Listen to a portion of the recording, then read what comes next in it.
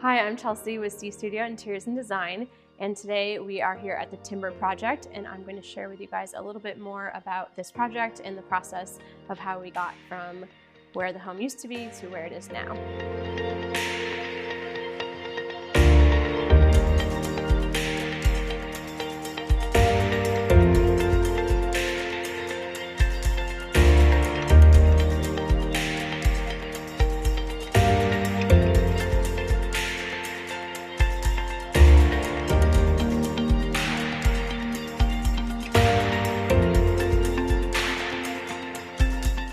The goal with this project was for us to open up the space and create an open living concept for this family. To create more seating, in addition to the dining room and the breakfast room, we also have this new large island that has counter stools at the island.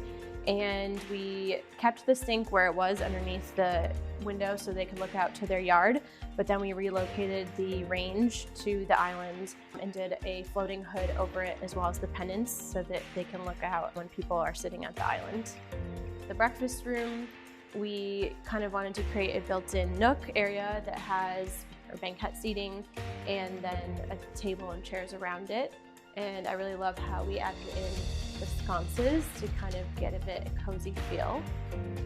The desk area is made of two cabinet sections, basically. One is the lower section for the chair, and one is the upper section for his desktop. And the doors both open up, and then they actually retract back into the cabinets. And then we made sure that both were deep enough and large enough so that a chair can actually fit in underneath there and be closed within the cabinets. And then there's room for his printer and his desktop above. A few of my favorite elements from this project are the dining room chandelier, because I love the kind of retro mid-century vibe that it brings into the space, and I also really love how the breakfast room turned out. I think the nook is super cozy, and I love the mix of finishes between the white cabinets, the glossy white oval table, the woven fixture over it, and then mixed with the fabrics and the wishbone chairs. Thanks for joining us today at the Timber Project, and I hope you enjoyed learning more about this home.